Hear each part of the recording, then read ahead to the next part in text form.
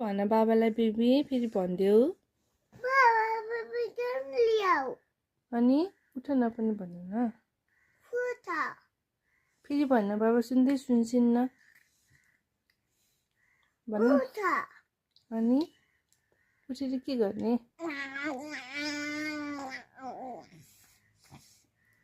उठेर के गर्नु बाबाले उठेर बाबाले के गर्नु